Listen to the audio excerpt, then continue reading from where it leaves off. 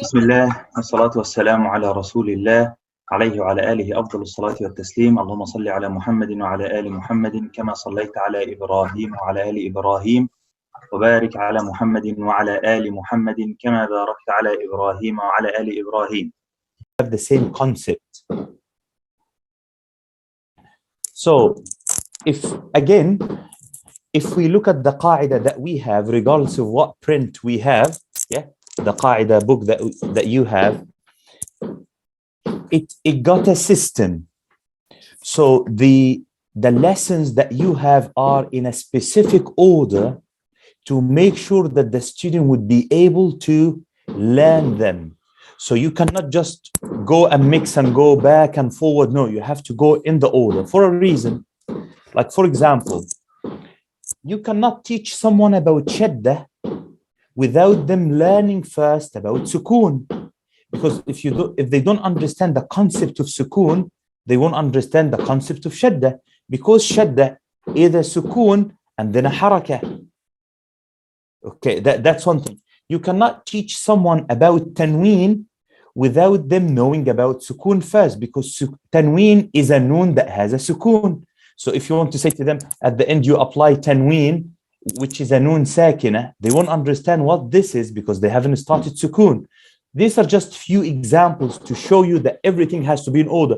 They cannot study mad unless they study the harakah, because you have the short vowels and then the long vowels. So everything has to be in order for that reason. And the lessons in the book are in that order for the same reason.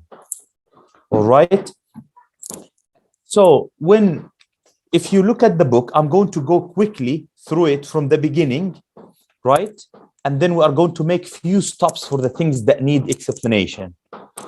So if you look at the book from the very beginning, it is going to start with the alphabet. There are notes that I need every teacher to know aside from the book. Like, for example, the letter in Arabic is the hamza, not the alif. All right? Even though the alphabet starts alif, ba, ta, tha, jim, ha, kha, the letter is hamza, not the alif.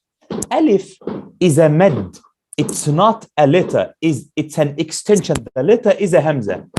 That is why you're teaching them the Qaida Baghdadiyya, which is in Arabic. So when they have their Quran, and let me share the screen. So these are foundation things to be able to teach the Uthmani script and the Qaida Baghdadiyya. Every teacher to have these rules.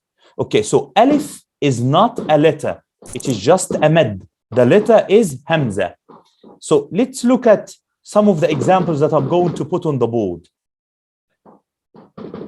So to show you that, the meaning of that, because again, sometimes you would see some information somewhere else that are not complete, or maybe because they're not relying on an Arabic text. If I write these on the board for you, so if I write these two examples,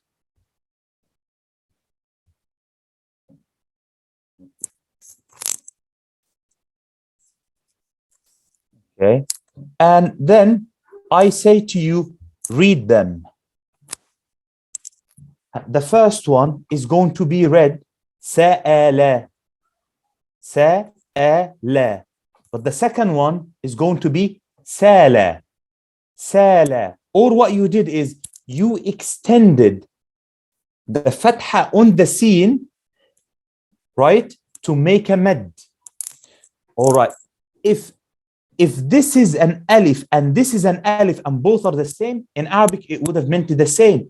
Both verbs exist in Quran. Sa'ala, you have it. Sa'ala sa'ilun bi'adhabin waqi'. In Surah Al-Ma'arij. Sa'ala is an Arabic word that means to ask. Whilst sala means for something to flow, like water. Yeah? فَسَالَتْ أَوْدِيَةٌ in Quran. So that tells you that alif is not a hamza, and hamza is not an alif. This is something that we must understand. And this is the reason that I suggested, and we started having many classes that are using the Arabic script, not the Indo-Pak. Because in the Indo-Pak, there is no difference between an alif and a hamza. All alifs are alifs without the hamza on top of it. That's very problematic, yeah, in terms of Arabic. Okay, so because as you can see, without the hamza, it carries a different meaning. All right, that's why, again, you can see hamza on top of an alif, or on top of a waw, or on top of a ya, and it's still a hamza. So the letter is hamza. So when you teach, like, you know, the students have this in mind if you want to convey the same message to them, so they have an understanding that it makes a difference, because this is going to help you a lot when you teach students hamzat wasl and hamzat qata'. All right, because you will call this hamzat wasl insala, because that's an alif, that's not a hamza. It is the same like the one that starts alif and lam, like Allah, but then you say wallahi. All right, so in the alphabet, we have to have this understanding. All right, that's one thing. When it comes to ya, if you look at your qaida, you will find that ya got 2 dots beneath it. In the Quranic script, it wouldn't have these 2 dots. Okay, so which one is correct? Both are correct. What happened is, ya should have 2 dots, because this is the letter, like a noon has a dot in the middle, a ta has 2 dots on top. Okay, why doesn't it have 2 dots? It is because this script was written, you know, at that time, and it kept its form like this, and it was dotted, because originally Quran didn't have dots. Not just Quran, any Arabic script didn't have dots at all. So someone would say, but that means that noon and ya and ta and ba all looked the same. Imagine having a script without the dots. Well, how would you know the difference between that? You would know. If you are a native speaker, you would know. But later on, because non-native speakers started being introduced to the Arab world, so they started putting the dots. Like if, for example, I'm going to write something on the board to show you how it works. Okay, so if I write to you right now, oh, but it won't happen like this because I need it without dots. So I'm going to write it in handwriting. Okay, so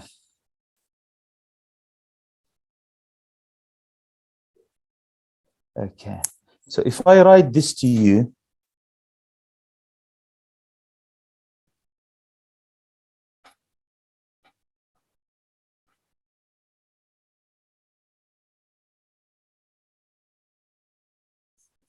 can someone read this? Ramadan Kareem. But I mean, how did you know? This could have been a sad. The noon could have been a ta or a ya or a ba, and Kareem could have been karatm or exactly. That's how native speakers. This is what I wanted to say. I wrote something that you are familiar with, right? Yeah, and so many other words that I can write, and you are going to read them. Even if I write a whole verse of Quran, you would be able to read it without dots. For the same reason. And if you are a native speaker, if you are familiar with the language, then there will be only some, like, you know, one possibility because of the grammar rule and things like this. So anyway, this is the way it was. So someone would say, but when they put the dots, why didn't they put the one for the ya? They put the one for the noon and the ta and the ya. The reason is, ya, that's a mad, would have a kasrah before it anyway, right? So ya would have a kasrah before it anyway. If it's a ya mad, it would have a kasra. So you would know it is a ya. You do not need the 2 dots. All right? And because of the shape that it is, you wouldn't know. Because the only thing that you can confuse a ya with is an alif maqsura. An alif maqsura like the one that you have in Surah Al-Duha. Wad-duha. We don't say wad-duhi. It's an alif maqsura. You would know that it's an alif and not a ya, because if it's an alif maqsura, it would have a fatha before it. If it was a ya, like muttaqi, yeah, it would have a kasra before it. So there is no need to put the 2 dots, because you can confuse it only with an alif maqsura, but this is impossible because alif maqsura would have a fatha before it, while ya would have a kasra before it. Is that clear? Why is that important? Because they see in the alphabet that this is a ya. They see a ya at the end. It looks different from the ya in the middle. It always has two dots. It's important, even if you are not going to explain this to the students, that you yourself know why. Because they may say, why this ya looks like this. So if you don't know the answer, you're going to say, it's just like this. But if you know, say, no, it is the same ya. And even sometimes understanding the philosophy behind something can make the lesson interesting for the students. All right, you may explain about Arabic, about the Quran. It's all about the same thing. So it's going to help them. All right. So it's important that you show them, because they are going to study it in Qaida with two dots, but they go to Quran and it doesn't have these two dots. So how are they going to, if it's a ya or an alif maksura? Okay. Another question that may arise. So I'm taking it a step by step, starting even from the alphabet. Another question that may arise is why alif, as we know it, has a different form that looks like a ya. So the other way around. So right now we understand why a ya doesn't have two dots here. Okay. But why an alif would look like a ya? Two dots or not, it looks like a ya. And before in Arabic, you said that there were no dots. So why an alif would be a ya? Because without the dots, an alif is a ya. In that, like the alif in ad-duha is a ya. So why an alif has the alif mad that we see, or the alif that looks like a ya? All right. This is not an alif. That what we call an alif maksura is not an alif. That's why in the script of Quran, it's a ya. It's actually a ya. So it's not an alif. So in ad-duha, it's a dad, ha, ya. And the reason that's not an alif, that's why you have a small alif on top of it, don't you? This small alif tells you, read this ya as an alif. All right. So again, as a teacher, and your students should understand this, that the alif that you see in the word ad-duha is not an alif. Because when you teach them the alphabet, do you see a form of alif that looks like the one that you have in Surah ad-duha, for example? There isn't. Alif is just an alif, like this long stick. So why do they read ad-duha with an alif? Because there is an alif on top of it. Because this is going to come again when you have a word like the word as-salah. Okay, so if I write the word as-salah, it would be written like this in Quran. And then on top of the waw, there is an alif. Does this mean this waw is a form of an alif? Of course not. It's not a form of an alif. So yeah, the one that you see at the end of Surah Ad-Duha is a ya, is not an alif. That's why it has an alif on top of it. So why the rasm? This is what we call rasm. Rasm is an Arabic word that means drawing. Rasm. This is called the rasm of Quran. So why does the rasm of Quran? It would be good as well, if you know some Arabic, to introduce such words to the students. Rasm. This is called rasm al-mushaf.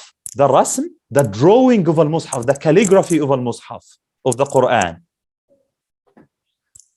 So the rasm was like this to be able to accommodate different Arabic dialects.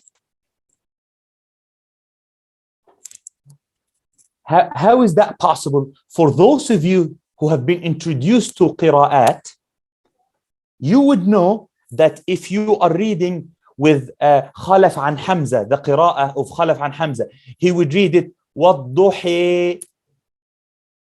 All right, not وَالضُّحَى like in Hafs and Asim. All right, this is another key thing, everyone, because sometimes the students are going to listen to different qira'at, maybe even by chance, or if they are attending one of the ceremonies or something like this. So we have to teach our students that we read with the qira'ah of Hafs an Asim. So this is the qira'ah that you teach the students. The way you teach them how to read, it is following the narration of an imam called the Hafs, who reported it from his Sheikh Asim. So Hafs an Asim. Because it starts from Qaida. Because if someone is teaching Khalaf an Hamza or Warsha an Nafi', when they are going to read, they are going to read differently. When they see an alif maksura, they are going, if it's khalaf an hamza, they are going to make it with imala, wadduhi. If they are reading it with warsh, it would be with taqleel, be wadduha, not wadduha, will be wadduha.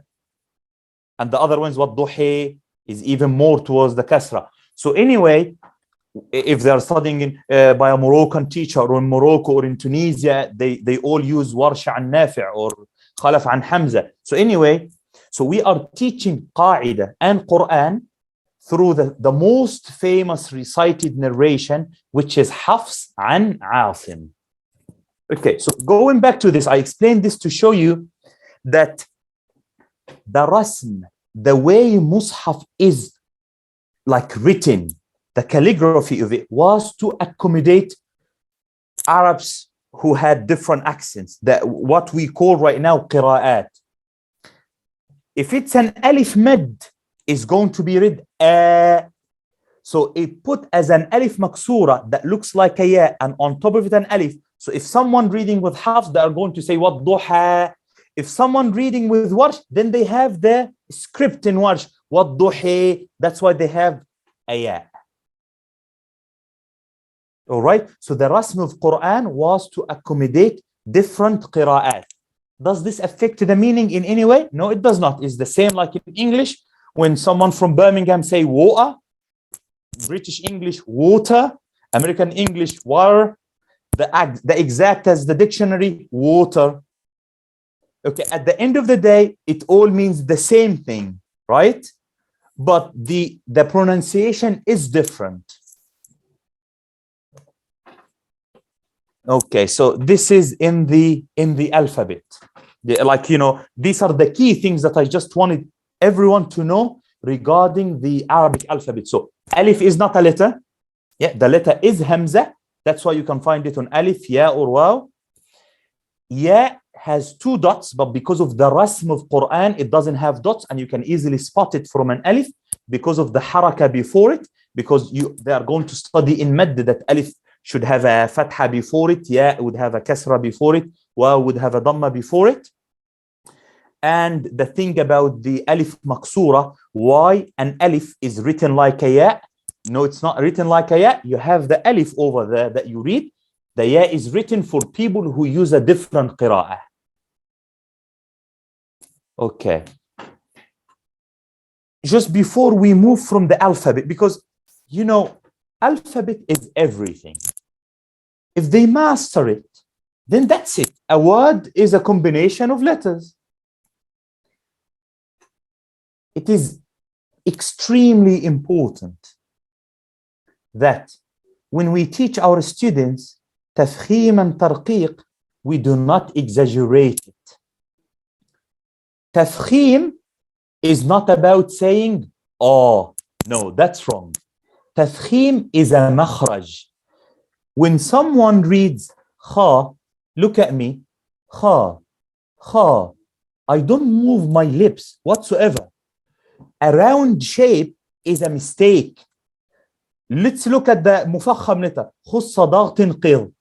I'm going to read them in their highest form of tafkhim, and the highest form of tafkhim is when they are followed by an alif. All right? So we have the word khaliq, khaliq. My lips didn't move to pronounce any letter, because letters that need the lip, that's where you use your lips. Like meme, ma, I would have to move my lips. But kha, what does it have to do with, like, you know, lips? Qa, ta, right? So all mufakham letters have nothing to do with your lips. So kha, qa, ta, gha, gha. That's it. Going ta, no, that's a mistake. Qa, that's a mistake. Wa, that's a mistake. Right? Look at Sheikh Minshawi or Sheikh Abdul Basit or Sheikh Al-Husari. You'll find, especially Sheikh Al-Husari. Search for Sheikh Al-Husari recitation in video on YouTube. You'll find Sheikh Al-Husari sitting like this, and he would say, وَالشَّمْسِ وَضُحَاهَا وَالْقَمَرِ إِذَا تَلَاهَا. And you'll find that Where is the mufakham and where is the muraqqaq? Because it has nothing to do. Mufakham is just a makhraj. So kha, that's it, not kha. So we have to lose the sound because it's not part of tafkhim. Tafkhim is a makhraj. Kha, da, ta, qa. That's it. So that's again in the alphabet. So it even in transition, if I say tataba'u, look, I moved from a ta to a ta. Tataba'u. Can you see the difference between a ta and a ta when I say it? Tataba'u. Yeah, there is a difference in pronunciation, but I didn't exaggerate. I didn't say ta. Some people do like this. Tataba'u. No. Tataba'u. That's it. Ta. It's the makhraj. It comes with training. And this is, tafkhim and tarqiq. It makes a difference between a ta and a ta, a qaf and a kaf, a dal and a da. So it changes the meaning. And I'll be repeating myself. I always say, any mistake in tajweed may not change the meaning unless it's in tafkhim and tarqiq. If someone doesn't do a ghunna, if someone says, Inna alladhina amanu, is it going to change the meaning? Instead of saying, Inna alladhi, no, it's not going to. If someone says, Faman ya'mal, instead of saying, Faman ya'mal, is it going to change the meaning? Of course not. So the rules of nun sakin and tanween, if someone doesn't do a mad, if someone doesn't do a ghunna, if someone doesn't do ikhfa, if someone doesn't do the rules of mim sakin, it doesn't affect the meaning whatsoever. So what would be considered a major mistake in recitation is tafkhim and tarqiq. All right. So that's why when I teach students at the beginning, and if you see any Qaida book, does it talk about in the first 100 pages, does it talk about ikhfa or idhar or iqlab? No, nothing about that. Why? Because it doesn't matter at that stage. It doesn't matter. What matters is a qa doesn't look like a ka, and a da doesn't look like a da. Why? Because here is the meaning is going to change. It's going to be a different letter. All right. So when you go to that part, it is essential that you as a teacher make sure you watch yourself. Like, so you go like this. You look at a mirror and you say the mufakham letters. And you control your lips. You do not round them. You do not make this sound inside. Qa, da, ta, kha, gha. Right? Without any exaggeration whatsoever. Okay. What comes second afterwards is, and I said that before, is kha and gha and qa. These three letters are special in the mufakham. So I'm going to write them. So we have kha, gha, and qa.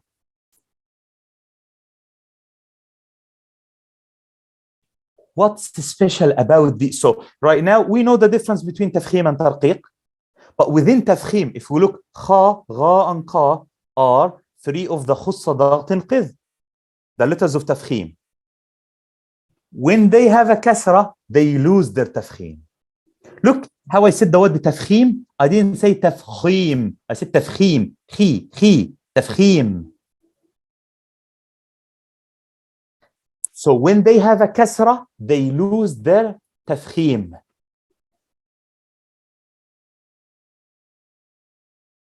So I say khi, not khi. No. Khi, not qi. No. Qi. Someone says it looks like a kaf. No, it doesn't. If it's a kaf, it would be ki. Is it a qi or a ki?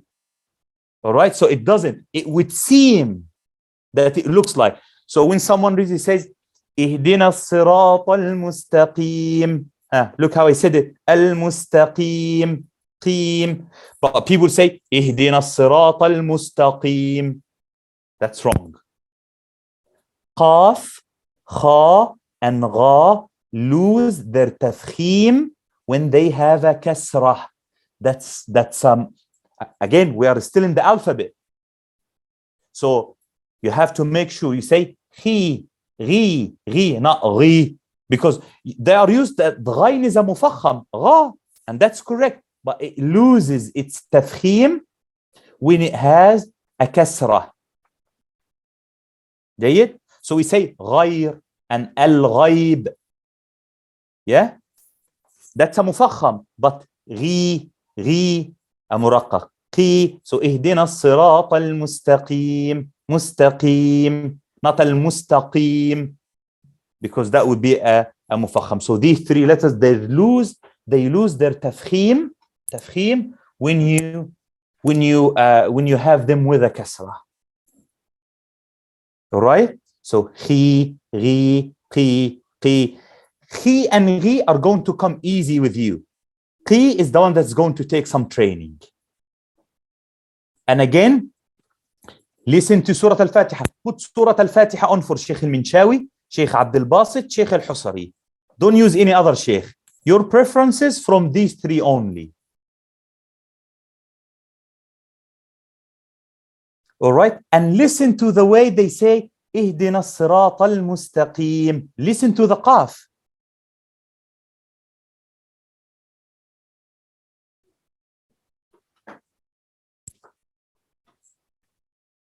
All right. Lam alif is not a letter. Lam alif is not a letter. It's usually, you have it in the alphabet, but it's not a letter. It's just a lam and an alif. So you don't have to teach it to the students, because without teaching it as a letter, they would still read it la, because you taught them the lam and you taught them the alif. So it's not a lam alif. I don't know why some books put it in the alphabet. It's not. It's two letters. That's why even you say lam alif. Okay, so it's not a letter of the alphabet. All right. Of course, we have the dental letters, what we call in Arabic al-huruf al-lathawiyya. And you are going to have them in the second page of Qaida. So you have the alphabet, and you are going to have the tafkhim and tarqiq, and you are going to have what they call al-huruf al-lathawiyya, the tha, the, and the. Yeah? Where you are going to use the tongue with your teeth. Tha, the, the.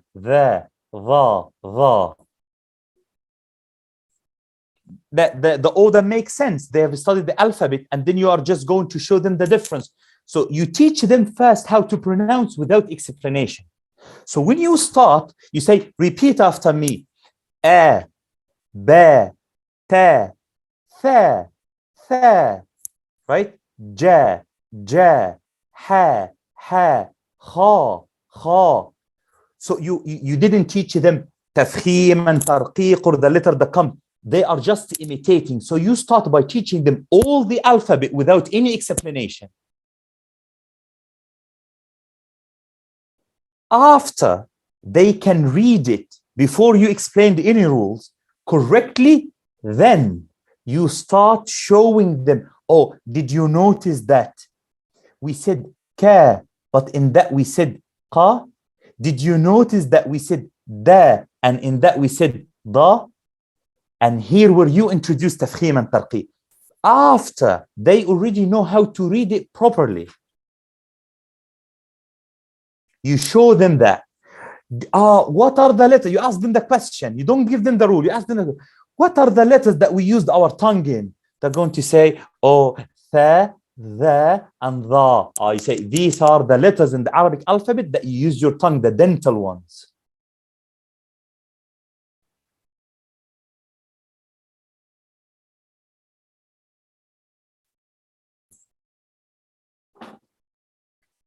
All right. And then there are letters that will need some work from the beginning when you establish the alphabet. Some letters, they are what we are going to study in advanced tajweed as the letters of hams, the letters of whispering. Okay, let me just have a new page. So we call these the letters of course, you do not introduce this at the beginning. This is for you as a teacher. So you have a curricula to follow. You know why you are going to make sure that they pronounce these letters correctly for a reason. As you focus on tafkhim, yeah, why do we need the students to focus on that? So I need you as a teacher to make sure that they read these letters, fa, ha, tha, ha, shin, kha, sad, sin, kaf, and ta. They are in the acronym فحثه, or you can, yeah,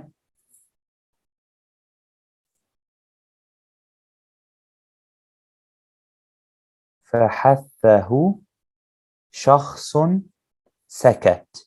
We just put it in this acronym so you can remember it. Sometimes it's written حثه شخص فسكت. It doesn't matter, it's an acronym. We call this the letters of Hams. All right? Hams is an Arabic word that means, anyone knows its meaning? Hams? Any hands up? Whisper letters. Whisper letters, ahsanti. Yeah, so they are the whispering letters. Okay, in Arabic, because these letters are weak by nature, their makhraj is weak, not strong. So you need to produce some air to be able to pronounce them correctly. Otherwise, the letter is not going to be proper. Okay, I'm going to give you an example with a letter that you are very familiar with, which is ha. Because ha is the weakest. So if we write this word, we know that in reading, when we stop at the ta marbuta, we read it like a ha. Okay? So what happens is, you'll find the students going to and say, Al-Qari'a, Mal-Qari'a. Where is the ha? Because it's a weak letter, they didn't, without producing hams, without producing air with it, is not going. So you have to make sure from the beginning that the student say, Al-Qari'ah. You see, without the air, without the whispering, is not going to be pronounced correctly.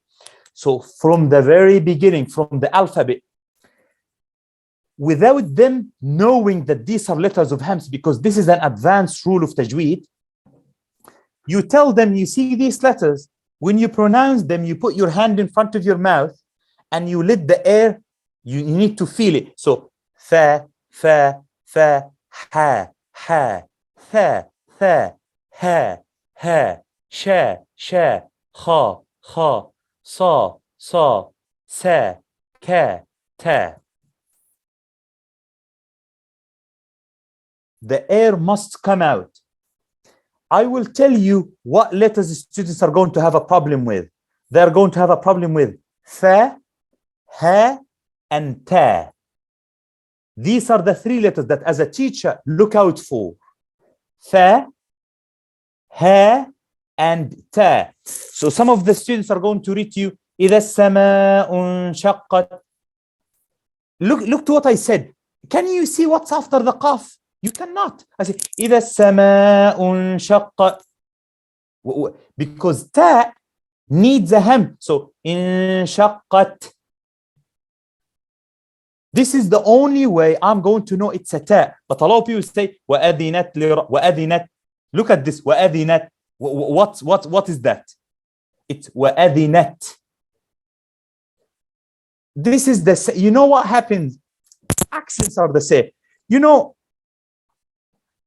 that's what happens with the ta in Brumi accent. They don't pronounce a ta with the hams, so they turn it into like an alif. What? Instead of what? What? This is the same thing. So that happens in Quran if they don't produce the hams with the ta. So you look out for the ha tha, because sometimes without the correct makhraj of a fa, it would look like a tha and vice versa. Fa, fa, tha, tha, fa, tha. All right?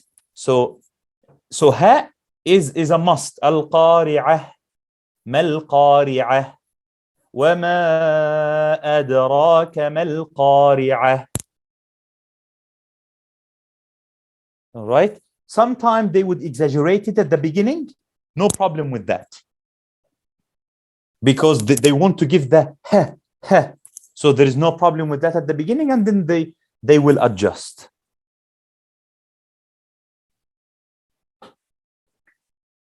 Any questions about that part, about the alphabet? So right now we can see the alphabet. We've got the alphabet, we've got tafkhim and tarqiq, we've got the dental letters, al-huruf al-lathawiyya, we've got the huruf al-hams that we need to make sure that the students produce some air with. Any questions about that part in Qaida? In regards to pronouncing some of the letters, specifically qaf and ayn, sometimes I have a bit of trouble getting my students to pronounce those correctly. Do you have any guidance on how I could sort of explain it to them? Because when it comes to mere repetition, I will say ayn and they will say ayn. Exactly. Instead of ayn. That's true. Qaf is easily solvable because qaf, they can produce the makhraj. For qa, you choose an English word that has a similar pronunciation. You know, with my students, I'll give you an example that who struggle with dad, for example. Yeah, and sometimes they have the dha as part of it. I always say, how do you say done in English? They say done. I say that's a dad. Da, done. So instead of saying done, say da, da, da, without the n at the end. So I associate it with a close English word that's close in the way it is pronounced. So in qa, look for anything that's very similar to qa, right? And sometimes it's a training of the makhraj, like qa, qa, qa. So they have to look at the way you formulate your mouth and follow it. Ayn, the problem with ayn is their vocal cords are not trained for this letter because it doesn't exist in their alphabet. So ayn will take like a lot of effort from the teacher. So I always say and I try to show them like we look at the makhraj. So the makhraj of ayn is from here, from the throat. What happens is that I make them put their hand in on the makhraj. So I pronounce and I put my hand, I say, do it from there.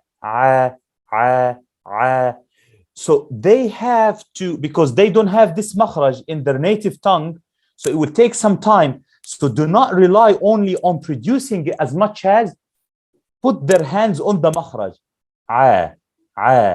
Because when they say is different. They need to say and put their hand there. And over time they will produce it. Sometimes I found the students who can produce words that have ayn but done the letter on its own. So some students will say ilm and alim but not right? So it will take, but I always do this. I always look at me and say and I put my hand on the makhraj. You know, the problem happens is they have a wrong makhraj for hamza. Hamza is it's one of the throat letters, but there isn't that much of a friction as the ayn over there. So it's it uses the throat all the way till the sound comes out. It's not all produced in it. It's and that's another problem. Focus on the alif. Always say alif is make it like make the friction so little. So it's and then If you look, needs a friction over there. It's not as smoother than alif. But So they have to do, if they can like distinguish the difference between an alif that's smooth with so little friction in the throat, and ayn is not as smooth as an alif. You have to apply some friction over there, like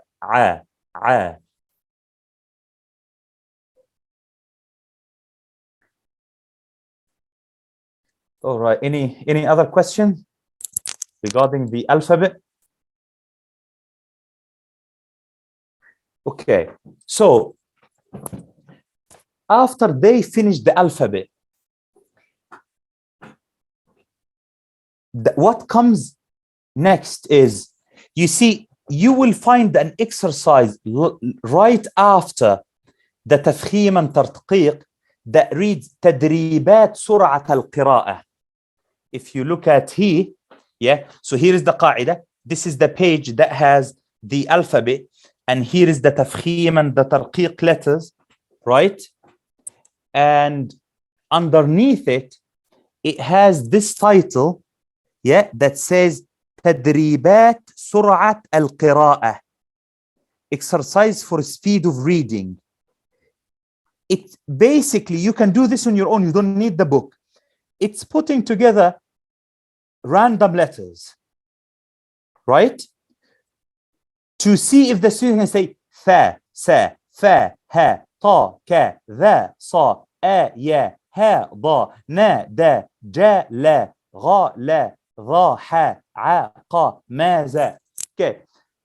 You can use the book for this, or you can just on your board or have any like Arabic alphabet and then use the mouse to quickly go from one to another and say, read this.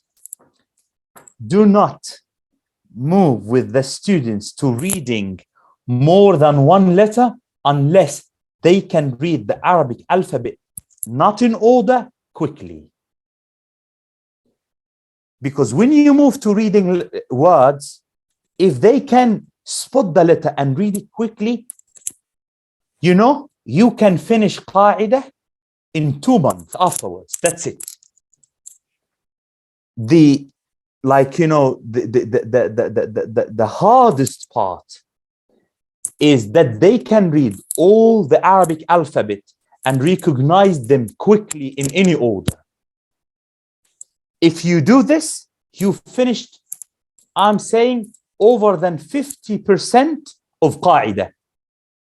And you haven't done but 2 pages of the book. But that's 50% of Qaida. So do not move to 2 letters or 3 letters or fatha dhamma kasra without the students being able to read the alphabet randomly, quickly. So they look and say, sa, ra, da, za, ha, kha, da, like this. It's going to make a massive difference. Because imagine a student who can look at the letters randomly and say, kada, sa, ha, kha. Once you put a word for them, it's going to be the same concept. They are going to say, khalaqa. They just finished the alphabet and they can read it that fast, of course. Because you didn't move from the alphabet until they can read it very quickly in random order.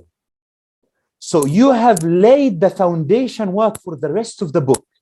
And you are going to have a student, you see, when we had the Lady Filda competition, you'd have a student who had beautiful makharij. And they have beautiful rules of tajweed, but they don't have the fluency. So they take their time. They say, for example, they are going to read Allahu alladhi khalaqa as-sama'. So you can see that they know kha and la and qa and perfect. But you know the problem is that their teacher moved them to reading words before they mastered the alphabet. They've been doing Quran for 7-8 years and they still have a fluency problem. So do not move to reading words before they have fluency in reading the alphabet quickly in random order, even if it takes you months. Because if you don't do that, it's going to take them years to be able to read fluently. All right. So it's extremely important. Like, you know, do not right now. Let's say you've been teaching for a month or two, and they are already right now reading words. Go back. Go back to the alphabet in a random order. Make sure every student can do this. Like this. Once they do this, you will fly through the rest of the book. All right? Because again, a word is a combination of letters. If they can read letters separately, quickly, randomly, not in order, then words for them are going to be nothing.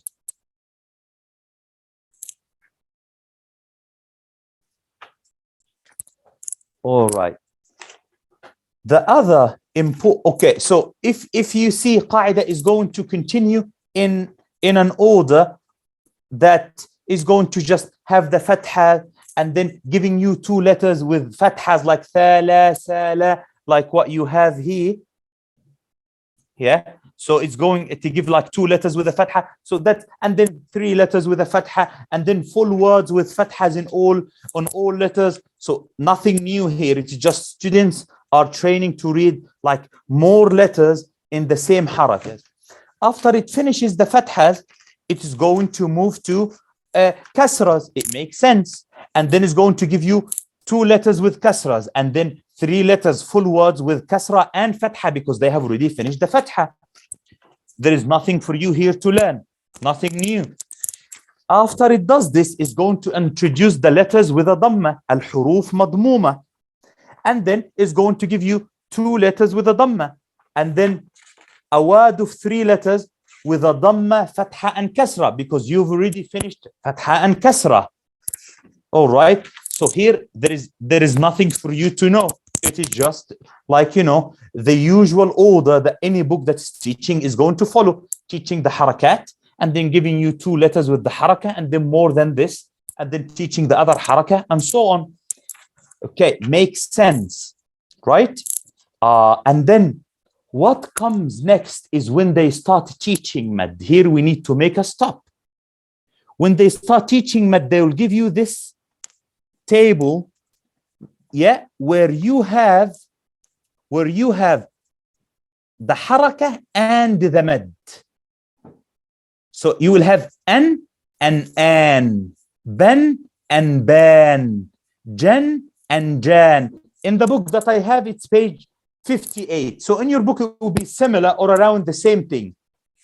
It will be the beginning of mad. It will be the beginning of mad.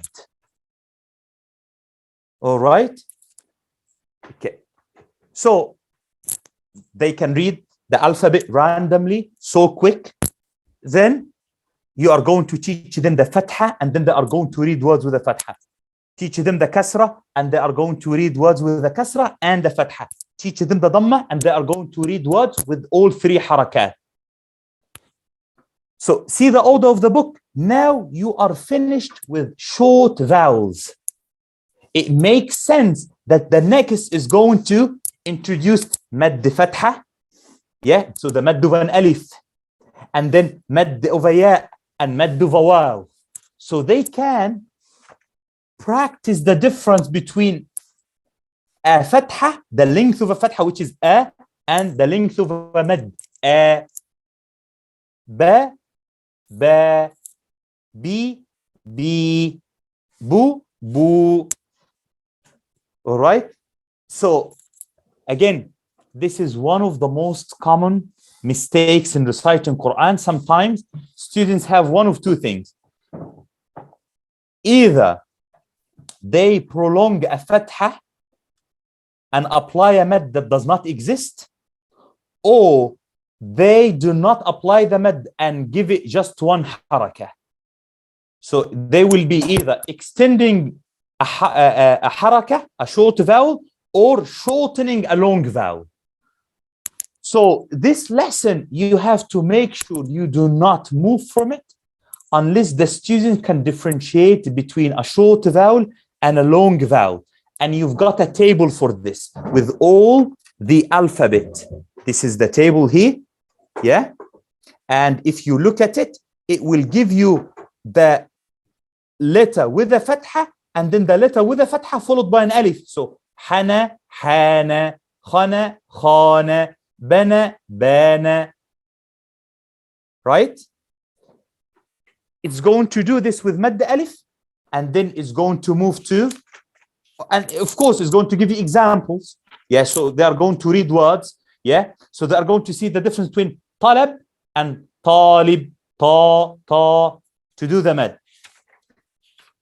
And then the same concept is going to happen again. It's going to provide you with a table, all alphabet with a kasra, rin, reen, zin, zeen, bin, been. So they can see the difference between bin and been. All right? And so on. And then it's going to have vocab for maddiya. And then it's going to move to maddu waw. And it's going to give you another table for waw. The same. But sun, soon, thun, thun, and so on. So you're going to have a lot of practice with the students on mad. All right.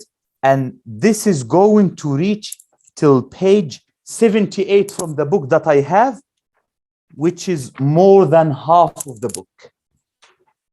Okay. So end of mad. So I'm just going to make a stop here. So if we have any questions, so we do not run out of. So right now, like to conclude, I need you as a teacher to know Qaida inside out. What? So we've finished half of the book of Qaida right now together, right? Inshallah, next training, I'm going to finish with you the other half. But I need you as a teacher that you come and in 3 minutes, you explain to me what lessons do you have in the first half. So you can give me the whole index of Qaida in 5 minutes. If you as a teacher know this, you know the strategy of teaching. All right? So I'm going to give them to you in 2 minutes. So first half of the Qaida book, or more than half of the book, is what? The alphabet. What comes from the tongue from the alphabet? The tafkhim and the tarqiq. And it's going to have a lesson about showing letters that have a similar pronunciation, but they are not similar. So the pairs like da, da, ta, is going to have, like, you know, things for this.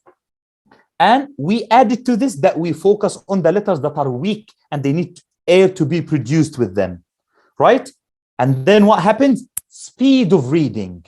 Reading all alphabet randomly, quickly, the fastest possible. You know what? You have a Word document or, you know, a PowerPoint presentation. Each slide got a word. And you say, let's see who can read these letters quickly, or like these 2 letters quickly. So huwa, hiya, anta, he, like this. Speed reading. Do not move from a lesson without them being able to read it fast. This is done, then it will be the introduction of harakat. Easy.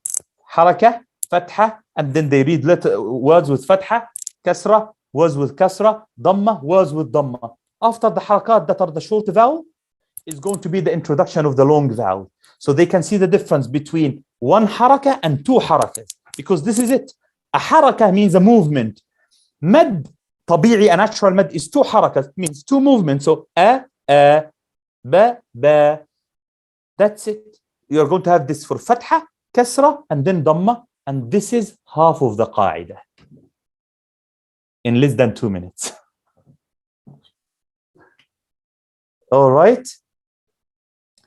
Any questions? Sheikh, I have one question. Yeah. You know, when you were reading, when you were on page 3 in the Sum. Now, do you say to a child that Jim says J, Ha says her says ha? Do you first introduce that, or do you just say the names of the alphabets are alif, ba, ta, tha, and then they make? No, I teach before. My methodology, I mean, each different. I'm not going to say one is right and one is wrong, but I normally teach the sound, not the name. The name for me comes after. Why is that? Because they are going to read Quran if they don't know that A is Alif. When they go and read Alam tara kayfa fa'ala rabbuka, do they need to know that this is Alif, this is Lam, this is Mim, or do they need to know this is A, La, Ma, Alam? So I do not spend that much time. I start, you see, the same way they learn their alphabet at school when they say they teach them that, like, you know, at school, at English school, like A, Ba, Da, when they teach them how to read at the beginning, they teach them how to read through the sound, not the name of the letter. So for me, I'm going to say A, Ba, Ta, Tha, Ja, Ha, Kha, Da, Dha, Ra, and so on. I teach them the sound rather than that. Once they master the sound, yeah, then you can introduce the name of the letter. Because at the end of the day, I'm not teaching them Arabic. I am teaching them reading. It is good that they know Alif, Ba, Ta, Tha, but this is not what is going to make them able to read, because they do not read it Alif, Lam, yeah. But they are going to need this in al-huruf al-muqatta'a, like Hamim, and so on. So what comes first, because they are going to read words that do not have this, is reading, like being able to produce the sound. Once they are very good, they can say A, Ba, Ta, Tha. It's going to be easier because they know the sound, so they can say A, so Alif, Ba, Ba, Ta, Ta, Tha, Tha. You see, it makes sense. In teaching, you start with the smaller, going bigger. So A, Alif, Ba, Ba, Ta, Ta, Tha, Tha, Ja, Jim, Ha, Ha, Kha, Kha, and so on. So this is what I do. Some teachers teach them the alphabet first, Alif, Ba, Ta, Tha, Jim, Ha, and then the sound. But like my personal preference is the sound and then the letter. Thank you. Thank you, Sheikh. You're welcome. Any other questions?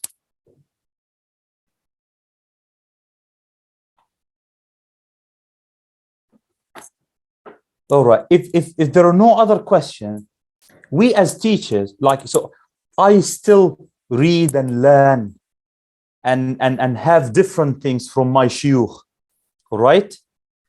And this journey never ends. And when there is, like, you know, good, there is better, and when there is better, there is best, and it's a never-ending thing. So you as a teacher need to improve, all right? And it, as I said, it never ends. How is that? You know that your students are going to read today Surah Al-Falaq. You go and listen to the surah. Repeat after the sheikh, all right? You will find that you have mistakes. You know Sheikh Al-Abbas, Sheikh Al-Husari, Sheikh Al-Minshawi, when they were recording the recordings that you listen to, they had ulama of qira'at sitting in the studio. So if they make a mistake, then they can ask them to do it again. Why? Because there is a big difference between having the knowledge and applying it. All right? And sometimes we make mistakes. So I'm saying this, so I'm talking about who? I'm talking about the icons of the qira'at in the world, like before and now, and inshallah, like, you know, for the hundreds of years to come. So they had alim, yeah, they had alim sitting in the studio to see if they just deviate a little bit. Sometimes maybe the mad wasn't exactly a 6 haraka. They're not computers, right? So before you go and teach, you know what you are going to teach. So you prepare yourself. All right? You make sure that you listen and listen attentively. Right now, you know what to listen to. So I learned that kha, gha, and qa, when they have a kasra, they lose their tafkhim. I'm going to see some verses that have this, and I'm going to search on YouTube for the Sheikh Al-Husari or Sheikh Al-Minshawi and see, is it really a khi, a qi, a ghi, like this, without the tafkhim? Oh, really? And then you are going to listen to it. and then your ears are going to teach you. All right? So this is the most important thing, is that you as a teacher, you are a student as well. So this is always my recommendation for you. Before you teach something, listen to it. Before you ask students to read a surah, listen to it. And then pause. Listen, not just listen as in listening before you go to bed. No, listen to learn. All right? Jazakum Allahu khairan. If you don't have any further questions.